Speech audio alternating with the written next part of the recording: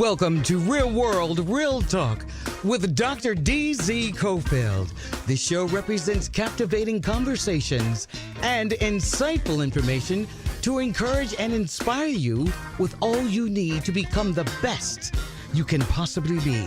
And now, your host for Real World, Real Talk, Dr. D.Z. Cofield. Welcome to Real World, Real Talk. I'm your host, Dr. D.Z. Cofield, and you're listening to The Choice 90.9, your community station on the campus of Texas Southern University, KTSU. That's 90.9 on the FM dial and KTSUradio.com. Just a couple of housekeeping matters before we get started. If you'd like to follow me during the week, you can follow me on Instagram at DZ Cofield. You can follow me on Twitter at DZ Cofield, and you can follow me on Facebook at, you guessed it, DZ Cofield. We have seen a historic change take place in the city of Houston with the naming of not just a new police chief, but a son of this city, and that's none other than Chief Troy Finner. I'm excited to have Chief Finner with us today because he is somebody who has shown himself to be a friend of the community, of this pastor. We have worked together to address issues really plaguing our city, and he's a brother. He's a brother that really understands what it means not to just be in law enforcement, but he also understands the other side of the fence, and his family has suffered tremendous loss. So he brings a level of expertise and empathy to the job that I'm not sure any of the chief has brought, and I'm excited to have him with us tonight on Real World, Real Talk. If you know somebody who might be interested in this conversation, because it promises to be a good one, man, give them a call. Tell them to tune in right now to KTSU 90.9 on the FM dial or KTSUradio.com. I want to welcome to Real World, Real Talk, my friend, a friend of the city, a friend of the community, and that's none other than Chief Troy Finner.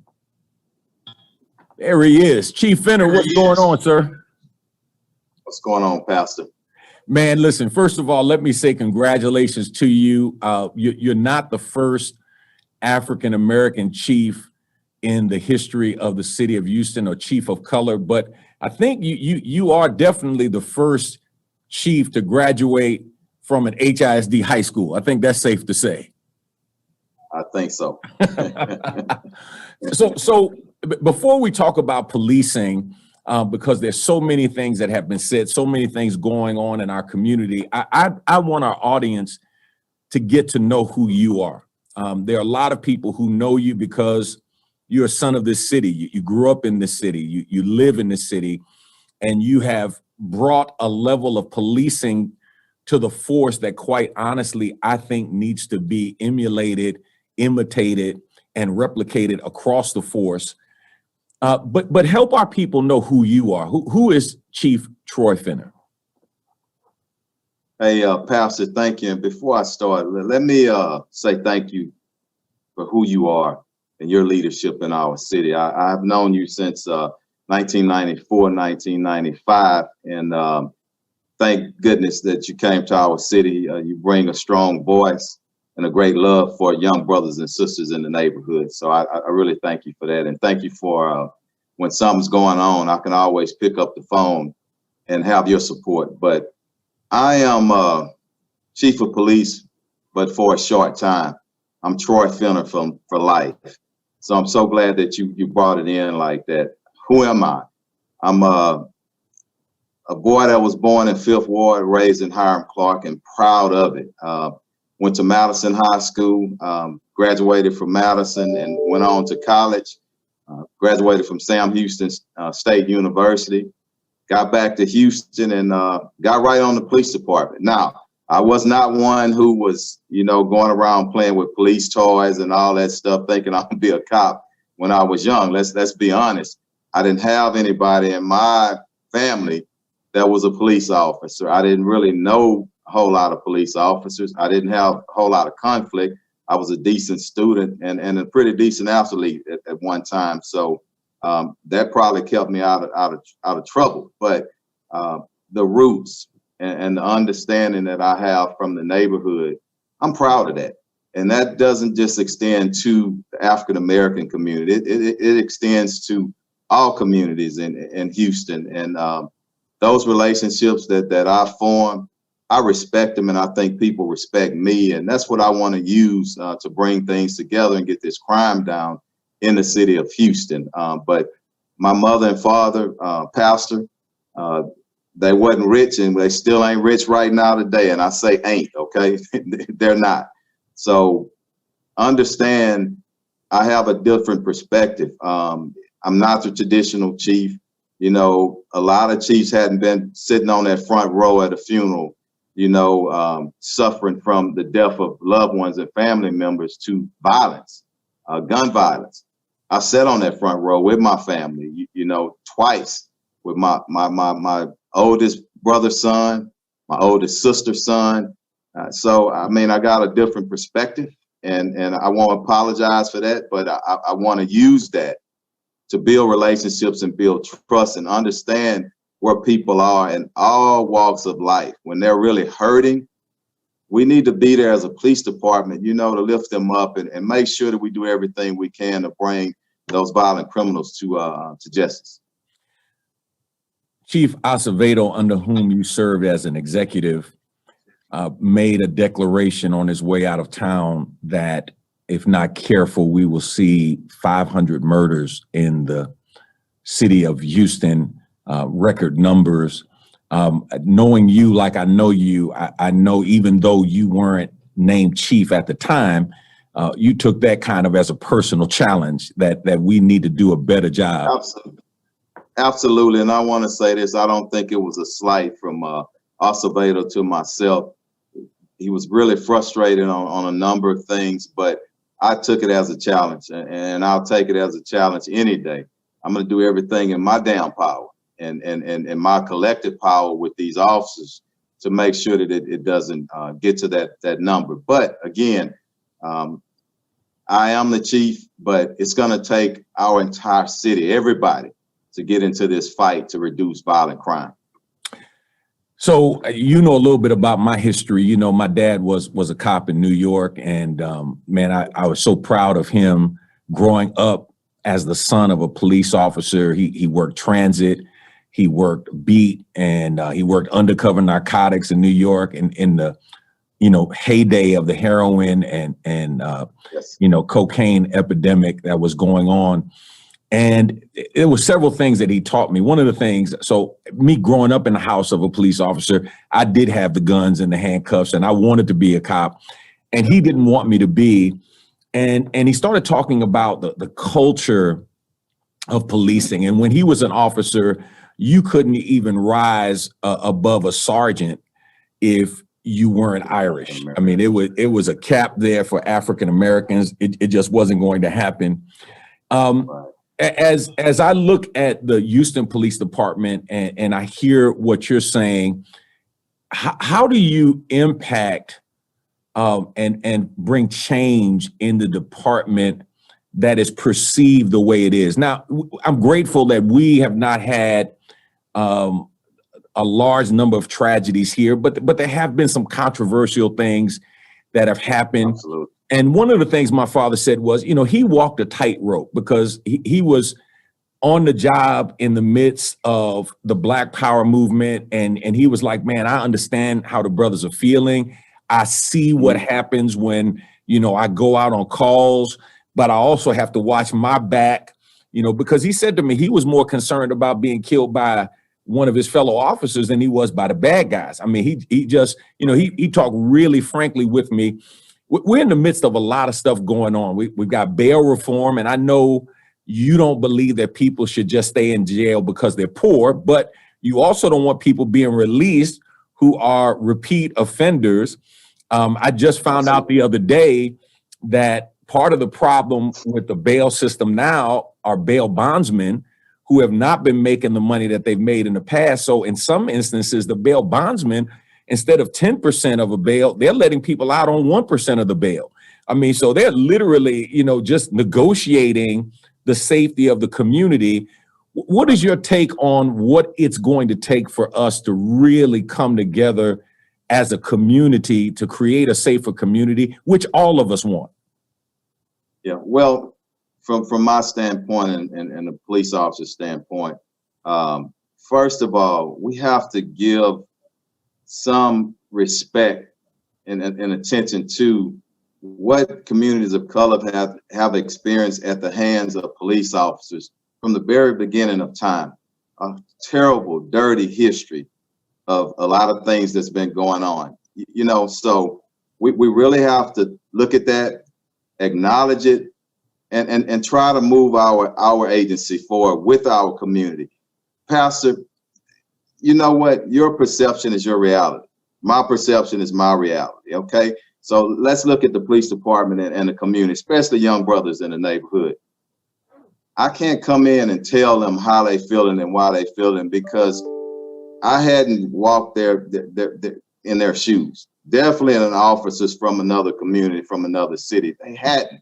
So give some value to how that person is feeling, what their life experiences have been. Give some value to it. Sit down and meet with them and discuss that. Even if you disagree, at least I'm having honest, respectful communication to build bridges.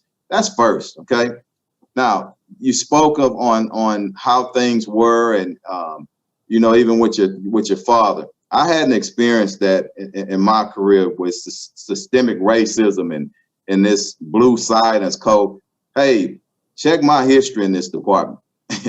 If Troy Finner seen something that was unjust or you know, racist or whatever it is, I spoke out about it. So I'm darn sure gonna do something and speak out about it as a police chief. But I'm also glad to say that here in Houston, the great majority of our police officers are good people.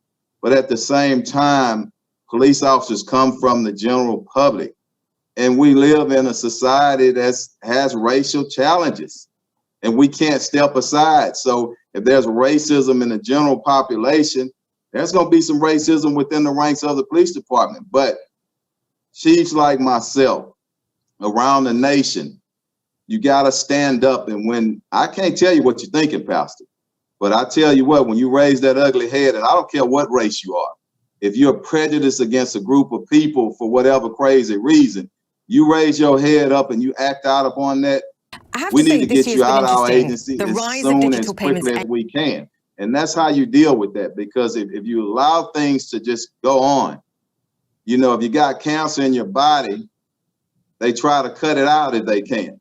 The same thing you need to do in the ranks, because if you don't, people look at the whole department as, you know, this racist agency or an unjust agency, and you could never move forward with anything when you're dealing with the public if they perceive you that way. So that's on me as the leader, and people know who I am, and they know what I'm gonna stand for, and they know what I'm not gonna stand for. Chief, I know you had to have some feelings when you watched the murder of George Floyd, especially when you found out it was a Houstonian who was there in Minnesota, and you watched. Tell me what you were thinking, and I'd like to know, how does that play a role, if it does, in the training of your officers? For example, that Army lieutenant that, you know, pulled over in the well-lit space, has both hands out the window, you know, and you see this officer, man, just shaking his pepper spray like he's just, you know, looking for a fight. First, how did you feel when you saw that kind of policing after George Floyd was subdued, handcuffed, et cetera? Pastor, if I can, before I address that, I just want to give credit to the Floyd family. I have, from day one, been in communication with them, and what a classy family to go through that pain and the way that they're going through it. Such a class act, and I've learned so much for them. So I just want to say thanks to them and praying for justice. But let me answer your question. Man, I was angry. I was heartbroken, and I just felt betrayed, because everything that people were saying about police and different police departments, it captured that. You had officers standing around and failed to intervene, failed to take action. You had a guy that stood on his neck. Mr. Floyd was handcuffed. You kneeled and put your knee on his neck. Everybody was saying 8 minutes and something, but you found out in the trial it was over 9 minutes. And I don't care if it was 3 minutes. If you do that and somebody loses their life, that's murder. So it left a scar upon us that we're going to have to spend years in trying to clean up. But I hope that the jury does what they need to do. And while they're doing that, I hope that the public all around the nation here in the city of Houston, I hope everybody is patient. One thing that upsets me with some political leaders and other people, and not only political leaders, okay? Don't fan the flame. Don't fan the fire, okay? I understand. A lot of people and people of color are upset. But if I can't say anything that brings peace, now I never talk in terms that there shouldn't be accountability, but I also don't stand for people tearing things down and burning things, okay? There's other ways of doing it, but I also understand, Pastor, people are tired and they're angry. And it's my job to reach out to them and talk to them and communicate to them. But I also don't want leaders speaking in terms that makes things worse, because you know what? A lot of those leaders, you know where they're going to be?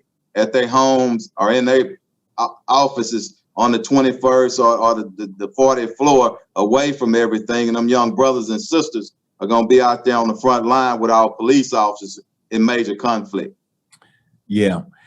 Do events like the ones we have seen, because I think what has been so heartbreaking for me is that even in the midst of that and talk about police reform, we've seen over and over again young Black men shot, killed, tased, young men of color, and it doesn't seem to have filtered down. There's been this kind of shock and people are speaking out against it, but it hasn't resulted in change.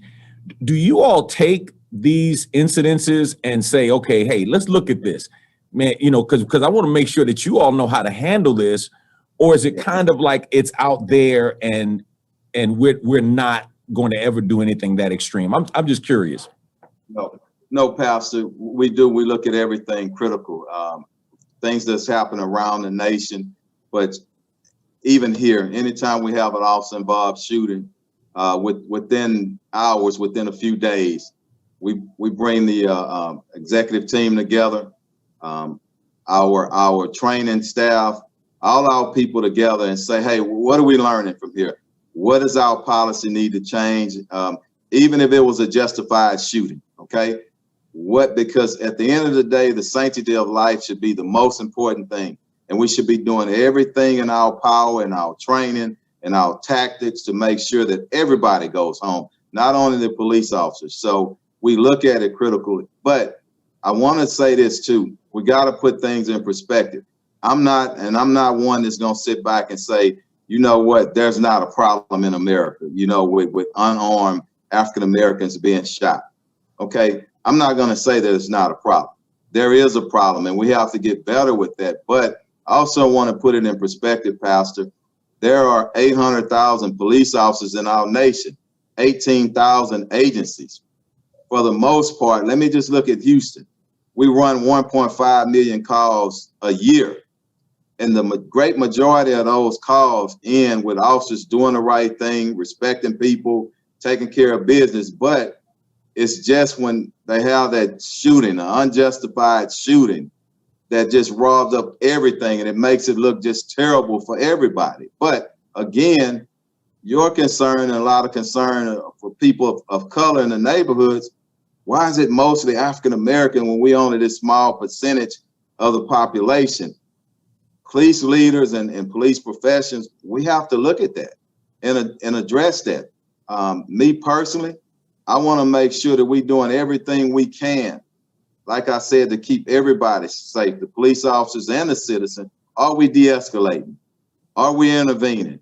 Things like chokeholds, that's outlawed. We never taught that in our agency. Never. I've been here 31 years, you know, and if an officer applies a chokehold, and if he's not or she's not in imminent danger of losing her life, because I'm going to tell you, if somebody is fighting me and they choking me out, and I put a chokehold on them, Pastor, okay, that's subjectively reasonable. But we're not talking about those incidents. We're talking about what happened to Mr. Floyd.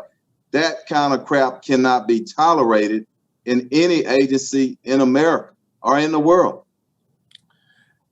Tell me what you thought about the lieutenant in the Army Reserves. And for those of you who are listening who don't know the story, he was leaving his shift on the base. He had purchased a new vehicle. The paper tag was in the back window, and he was pulled over.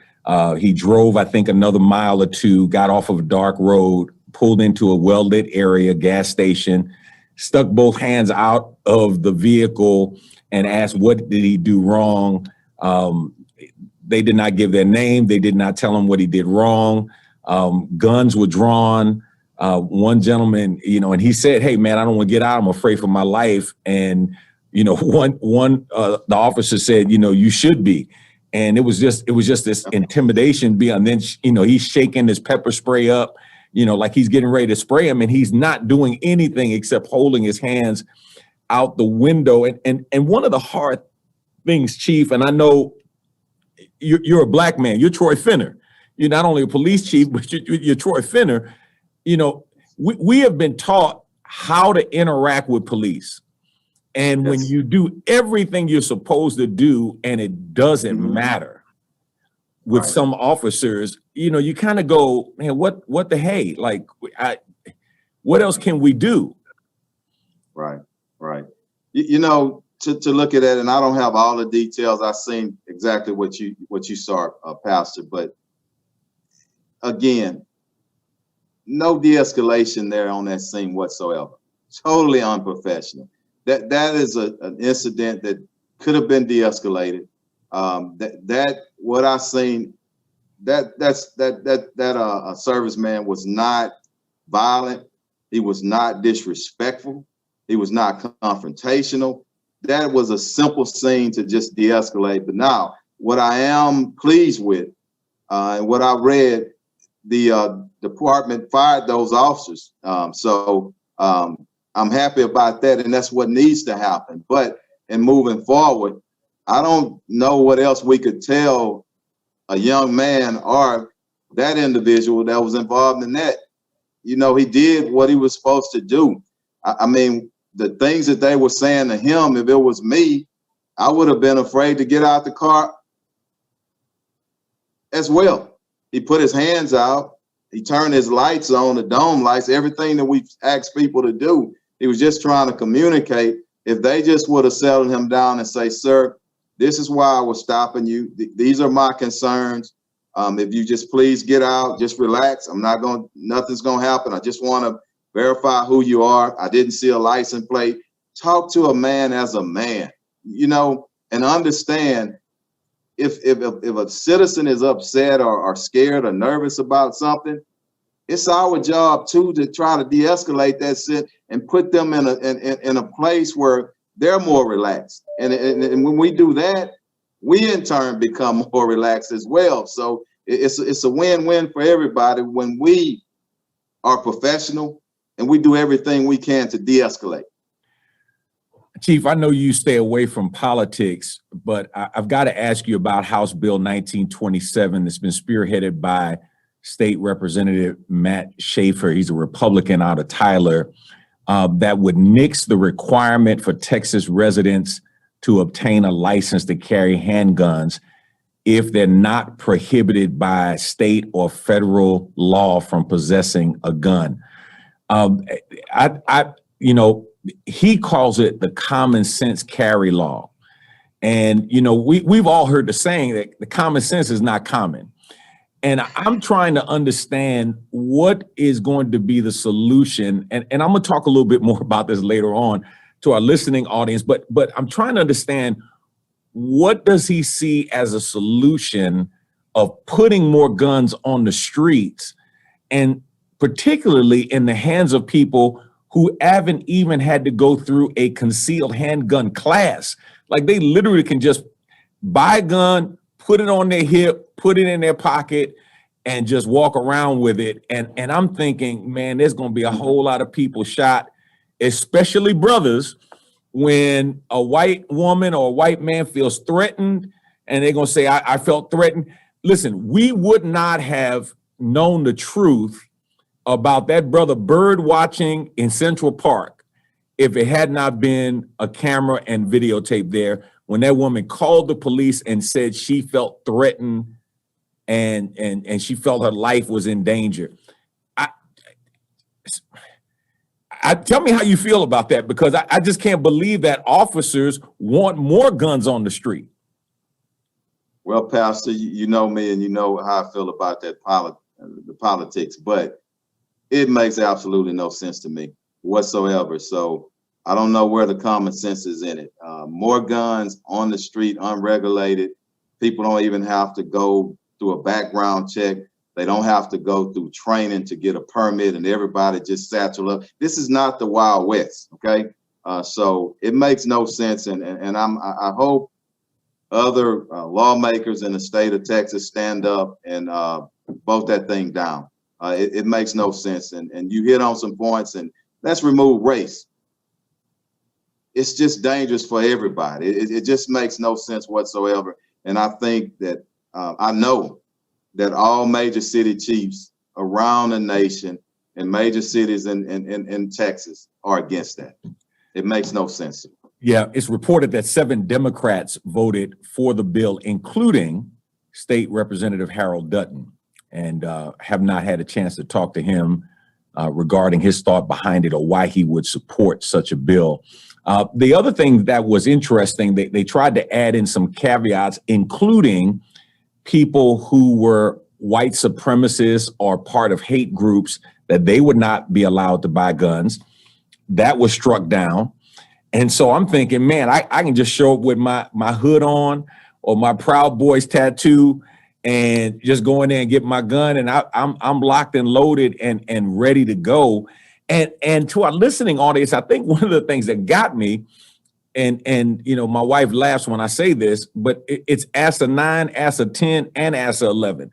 Like, you have to buy a state ID or have a license to vote, but you don't have to have a license to carry a gun. You have to have a license to fish.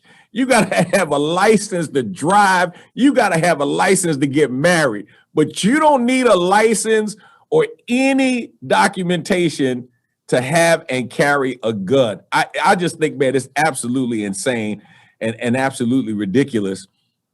You will not get an argument with me on that. I said it makes absolutely no sense, and I'm gonna leave it at that, Pastor. Yeah, you know, and let me say this to our listening audience. What I was referring to was there was an incident in, I believe it was Wisconsin, where there was a shooting in a mall, and an African-American brother licensed to carry a weapon heard the gunshots and pulled out his weapon to see if he could help. And he was shot and killed by the police going to help somebody else. So this carrying a gun and shooting a gun and where the bullet goes and you being liable for where the bullet goes, man, there's a whole lot to this. Chief, wow. One of the things that I think police are erroneously held responsible for is a reduction in crime. And I think that because, you know, you all are not supermen, you're not superwomen. This is not the movie Minority Report where, you know, you know what's in somebody's mind and you can be there to keep a crime from taking place. All you can do is really respond and react to criminal activity. Absolutely. But you've talked about some plans and some things you'd like to see. We hear talk about community policing. And I think these are nice terms that we hear, but some of us question whether or not it's being fully implemented. What are some things from the heart and mind of Chief Troy Finner that he believes needs to take place? Because a lot of the criminal activity, I think falls on the plate of a failure to educate our young people, economics, the failure to create jobs and well-paying jobs, livable wage jobs, and things like that. So there's other things that come into play. But what does Chief Troy Finner think we can do to help reduce crime and to get the bad actors off of the street? Thank you, Pastor, and thank you for recognizing that crime is just not a police issue. It's also a social issue. And we have to bring everybody together. There's cracks in the criminal justice system, and I spoke about it. I spoke about me not wanting to, and I will not throw stones at other arms of the criminal justice system.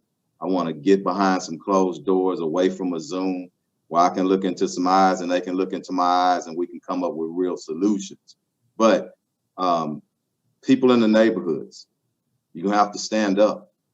It's our job to get in there and make sure that they trust us and make sure that they know that we're there with them.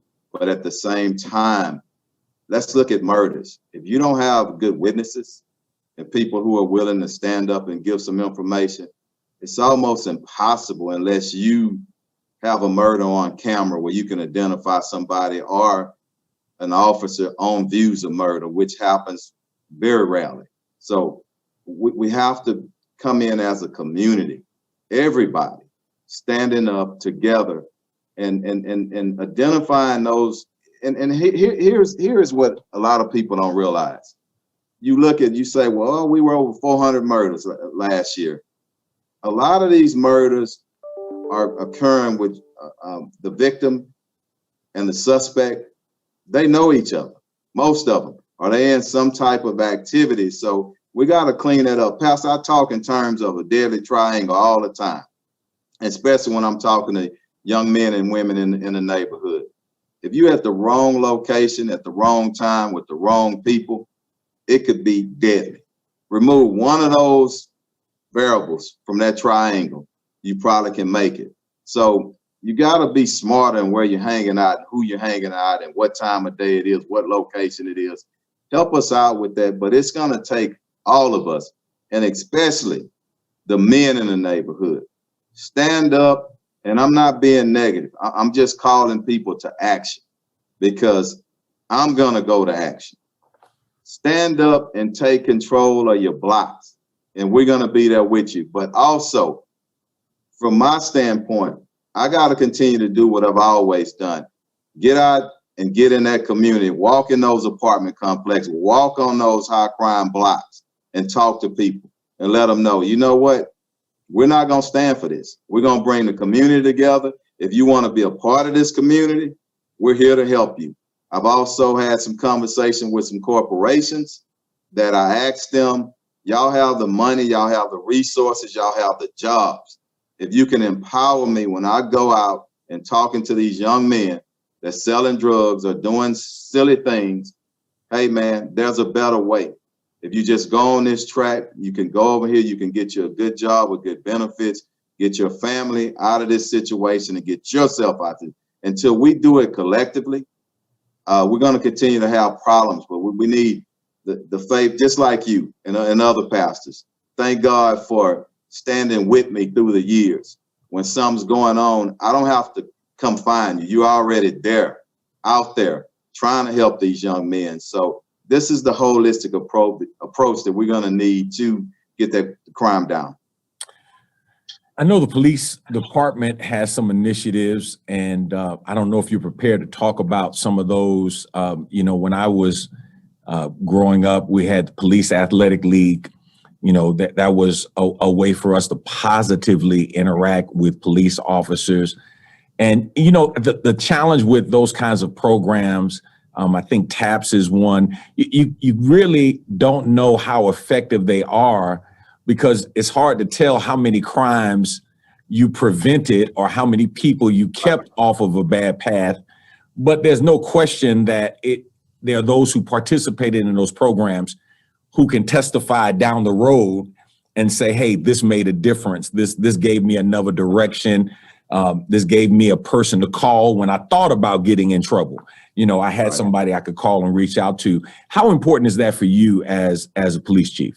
But it just has to be a part of our DNA, Pastor. Youth programs. You know for yourself, several administrations ago, when times got rough financially, they killed all youth programs. So I'm in partnership with our Parks Department, our PAL program, our Explorer program, the TAPS program. We have to build those relationships. And you said it, it's not something that you can look up and it's a bean counting thing. You can look at stats and say, but let me tell you something. I have a sergeant right on the department right now, Charles Rudd. That was one of my PAL kids. And people don't know, I worked as a PAL officer 5 or 6 years in Houston when I was a patrol officer. And I love it. It works. Not only Charles, there's a number of kids who are successful and they attributed to PALs. And we need to get some of those stories out there. Very proud of Charles and other police officers who were part of our PAL program. So we have to build those relationships. It keeps kids out of trouble. And also it's an early recruiting tool for kids who may want to be police officers. Let me tell you, people talk in terms all the time, but we need to get officers from our community. If you put the work in and you touch their heart, there's a good possibility that they will do it. So it's a two-way street on that thing. And look, it's a powerful tool, but it has to be a part of our DNA. We can't, because we have tough financial times, say, well, we got to cancel this Don't cancel the youth programs. Do what we have to do. And I'm proud to say that during Chief Acevedo's administration, when he came here, he asked me, Troy, what are some of the things I need to do right? I say, Chief, we got to bring back PALs in our youth program. So there's a PAL officer at every patrol station in the city with HPD, and I'm really proud of that. But we also want to grow that program. I got a meeting with Kenneth Allen, the Parks Director, next week, because I want to make sure that we have team sports in these neighborhoods. When you were coming up, you had PALs and other sport. When I was coming up, we had all kind of youth programs. Ride around in the neighborhood right now and see how many Little League football teams you see. Not many. So we got to bring it back, and we got to bring it back in a very powerful way and grow it. Yeah, I think you raise a great point, Chief, because it's not only an opportunity to really build community policing from the ground up, but it's also a recruiting tool. I think, because right now, I told you the story offline. I was down at 1200 Travis and I had a panic attack, man. And I literally walked in and, I'm thinking if I never walked out of here, man, nobody would know it. Like I just had this fear and trepidation, and I know cognitively, I know I shouldn't feel that way. But I also know that, when George Floyd was killed, my grandson, my newest grandson had just been born, and I literally did not want to leave the house. I mean, I was that afraid for myself, for my sons, and for my newest grandson. And I had trouble driving if I saw an officer. And I'm not doing anything illegal. You know what I mean? I don't use drugs. I don't sell drugs. I don't, I'm just a God-fearing guy, man, just going to work, coming home. But man, I would like, man, I don't want to get pulled over because I've had experience with officers where it was going down the wrong track and they put it on that track. And then when they found out who I was, then it was like, oh, are you the pastor over at, oh, okay, Rev, listen, just be careful when I'm like, man, I want to say, hold up, bro, but what was all of that before? Because I'm the same guy that I was then. And when you come on 8 or 9, like there's nowhere for me to go but 10 unless I have the maturity to say, okay, let me de-escalate this, before it goes any higher. What are some things you want to say to our audience, Chief, as you think about your time as chief and some of the things that you've been looking at over the last 31 years, and now you have an opportunity to put some things in place and and really help shape the culture of this police department? Well, Pastor, you asked in terms of, and you were talking in terms of community police and community-oriented policing and relational policing, whatever terminology we put on it. But I've thought about this even before I became a police chief. I'm gonna tell you when we have arrived, and this is not gonna happen overnight. When the majority of our people in the neighborhood say, well, you know what? That's my police chief. That's my police officer. This is my police department. That not the chief or not the department or those cops. And it takes a lot of work, a lot of trust building to get there. But that's what I want to do in my administration. And I know it won't happen overnight. And how do we get there?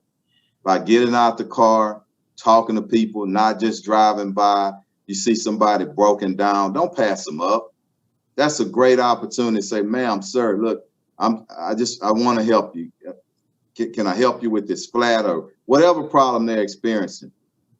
And just the general conversation and respect for, Pastor, you from the hood. We don't have a lot of money. And what I want the officers to really understand, sometimes all we have is our name and our pride and our dignity. If you come to a man in the neighborhood like that, with that thought in mind, don't disrespect him. Just talk to him like he's a human being, even when he's wrong. Now, if somebody's trying to hurt you or kill you, or what, I understand, because I've been in many fights out there as a police officer. So I understand that side as well. But be respectful. Treat people with respect. Let's build up that level of trust and let people get to the point where, it's going to be some people out there, and that no matter what, you can turn flips out there in the street for them. They still not going to be happy. But I'm not talking about that. I'm talking about our everyday, good, honest people that are hurting because of the history of the police with certain communities. Let's build some relationship with them. Let's try to understand where they are and reach them where they are. If that's communication, if it's knocking on some doors, it's getting out there playing basketball, whatever we have to do, let's do that. Let's build those relationships and true relationships. I'm not one who just gonna sit back and look at, all these different terminologies and all that. I'm a simple dude. What are we doing? How much does the community respect us and trust us? And why not? What do we need to do to fix it? And that's what we need to be looking at. Yeah, just a couple of Saturdays ago, you and several officers were out for the Lenora Dahl Carter basketball tournament, sponsored in part by former council member Dwight Boykins. And, he and I talked about this project, and he said, man, I really want to help to build a relationship between officers and our young people. And matter of fact, we made a shift because initially it was supposed to be the officers against the young people. And then we said, no, let's break the teams up, put some officers on the team with the young people. And we had Metro officers, officers from TSU, officers from HISD, officer from HPD, the sheriff's office. And it was, I think, very successful. It was held at the Good Hope Church, Lily Grove Baptist Church, CUNY Homes basketball court, and Haverstock, their basketball court. And I don't know. I just felt like it was a great step and something we have to follow up on and figure out a way to make some things happen. Pastor, thank you for opening up the doors and all those other pastors. I think it's a great start, but let it be the start, and let's carry it on. Let's make it a part of our daily activities, reaching back and spending time with young men and young women in our communities. I think the dividends are just, it's no limit to it. Let's just spend the time and put our resources in them. And I think we'll be a better city today and a better city years to come because of the strong relationships we built with the kids in our community. As police chief, it is a mayoral appointment, a mayoral hiring. And so there's a sense of term limit there in terms of that position. For however long you're there, when you get to the end of that journey, what does success look like for you? What do you want people to say about Chief Troy Finner? Hey, he was fair. He called it like it was. He loved everybody. He loved his police officers. He loved the community, and he held people accountable. Pretty simple. Yeah. Yeah. Well, I tell you what, Chief, one of the things the mayor was very clear about in presenting you was that when Chief Acevedo announced that he was resigning and moving on, that he got a number of phone calls from people around the community across racial lines that said, Troy Finner deserves the job. He should have the job. I know you've got a lot of battles to fight. As police chief, I remember talking to Chief McClellan, and he was frustrated with the union and legislation. He couldn't really discipline his officers like he wanted to. He would move on them, and then they'd get back in there somehow. So one of the things I commit to you is that we're going to pray for you because I know it's a tough job. Yeah, I really appreciate it, Pastor, and I asked for that, but. Let me tell you something. That was such an humbling experience. I know that I've been here pretty much all my life and a police officer for 31 years, and I've really tried and committed myself to doing the right thing. But the amount of support and respect I have in this community, man, it's something I never would take lightly. And I'm going to do everything I can to make sure that people continue to respect me and trust me more than anything. And I do that in return. And I think, I don't know how long I'll be chief. Don't know. I know I've committed to the mayor that I'll be here with him until his turn, and we can turn that over to somebody else after that. But as long as I'm chief, we're going to continue to build trust. We're going to continue to love people, and we're going to continue to protect our city. Well, I tell you what, man, that little boy in Fifth Ward, probably had no idea that he would be the police chief of this largest police force in the state of Texas and one of the largest in the country. And I really, really appreciate you, Chief. I appreciate you because, your yes is yes and your no is no. My grandfather used to tell me all the time, a man's word is his bond, and that's all you have is your word. And I want to really, really thank you. And I gotta say thank you to the mayor because, it was the mayor that selected you for this position. And I believe you are the man for such a time as this. So Chief Troy Finner, thank you, brother. Love you, man. We appreciate you. And anything we can do to support you, you have our support, not just me personally, but our church. And I believe I can speak for our general manager and KTSU as well, that you have our support. And if there's anything we can do to help you and your job, we certainly want to do that. Pastor, one thing, thank you so much, and please pray for me. But in building those relationships of trust, I don't want our community, especially our community of color, to forget about the good Caucasian officers who have served in our communities for 25, 30, 35 years. And never been in a shooting, never had a complaint. Let's not forget about them. So I want to check everybody's heart and hold everybody accountable. But let's give some credit to some of those Caucasian officers who have been in our community and been great officers. And I know that you're just like me. You call them as they are. And but that's part of that equation too, in bringing people together. I don't want young men and young women to think just because an officer is a different color, that they can't get to a level of respect and trust with those. But everybody got to do their part. And thank you for your time. Yeah, Chief, I agree with you. I think I've lived long enough to know it's not black or white. It's wrong or right. And there you go. And whatever, color, ethnicity, right comes in, I certainly want to celebrate that. And we can have more conversations about that next time. But thank you so much, Chief, for joining us. We have a great evening. And man, we certainly are excited about your leadership. Thank you for your time, and I'll be seeing you soon. Next time, I'm gonna order you some steak or something when you come here and make you feel real comfortable when you come to headquarters. Well, look Can't here, have my pastor feeling uncomfortable now. man. We gotta Brother, get past that. Look here, man. I was so glad to leave, man. When I pulled out of 1200 Travis out of the garage, my anxiety level just went down. I'm like, man, look, I'm 6'5", 350 pounds, brother. I don't want nobody getting mad at me up in here. I already know I'm out. We're gonna work on that one. All right. All right, Thank you, Pastor. All right. All right. Take care. Bye-bye. The late Vernon John said, if you see a good fight, get in it. I always add, if you don't see a good fight, start one. And man, we've got to learn how to fight for our community. It's just that simple. Here's what we've learned over the years, though. Here's what we've learned.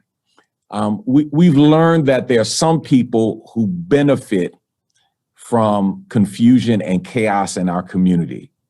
And I think for me, I've learned that I have to do my part, and I want to encourage you to do your part to take responsibility for making our community the best that it can possibly be. Now, when there's a challenge, when there's a problem, I encourage people take names, badge numbers, and let's report it. Chief Fenner said it very well. There are good officers and there are bad officers, just like there are good people and there are bad people in every field, in every walk of life. Here's what I've also come to understand. The problem is not the presence of bad officers as much as it is the silence of good officers. And so I want to encourage those good officers to do what you need to do to help our community become the best it can possibly be. When we talk to young people, listen, me, a grown man, I'm a pastor, and man, I'm telling you, I had a full-blown anxiety attack walking into 1200 Travis, and that brother at the door did nothing to make me feel welcome. It wasn't a good morning, how you doing, sir? It was nothing. It was, can I help you? Like I had knocked on the wrong door and I was an invited guest. Now, I'm saying all that to say, if I felt that way, man, can you imagine how a 17-year-old feels, or 14-year-old or 16-year-old feels when an officer comes and they don't start with how you doing? They start from a posture of flexing. Man, that's not a good way to start a police encounter. Because when we talk about de-escalating the situation, sometimes I believe officers need to learn the place to start de-escalation is within themselves and not with the person who may not even be amped up in any way, shape, form, or fashion. Here's the other challenge, and we need to pray for the chief in this. Several years ago, State Senator John Whitmire sponsored a law and passed a law to train officers how to de-escalate situations with, get this, dogs. Train officers how to de-escalate situations with dogs. You know why? Dog owners were complaining that officers were responding to calls and coming on their property. Dogs were protecting the owner's property as they have been trained to, and officers were shooting these dogs. And there was an unnecessary amount of dogs who had been shot and killed. Now, I don't know how you feel about dogs. I love dogs, but I love human beings as much, if not more, than I love dogs. And if an officer is trained how to de-escalate a situation with a dog, and you know, as an officer, not to walk up and flare up on a dog and talk loud and bark at a dog, guess what? Why not try the same thing with a human being? And as Chief Fenner said, treat that person like they're a man. Don't start off taking their dignity. Don't start off trying to take their respect. Start off with affirming who they are and to help get the situation where it needs to be. Let's pray for Chief Troy Fenner. This is Dr. DZ Cofield for Real World, Real Talk signing off. I want to thank you for being with me on The Choice, 90.9 KTSU. We are your community station. Stay tuned for V. Michael McKay and Truth. They are coming up next. David Goldstein, Asia, V, Michael, and McKay. I think all three of them will be in the studio on tonight. All right, take care. Bye-bye. Thanks for listening to this episode of Real World, Real Talk. Be sure to subscribe to this podcast to be notified of new episodes every week. Follow us via social media using the @RWRTDZ username on all platforms: YouTube, Facebook, Instagram, and Twitter. To submit any comments, questions, sponsor opportunities, or future show suggestions, visit us online at rwrtdz.com or via email at info@rwrtdz.com. Thank you for listening, and we hope you've been inspired to be the change you want to see in the world today. Until next time, be real, keep it real, and stay real.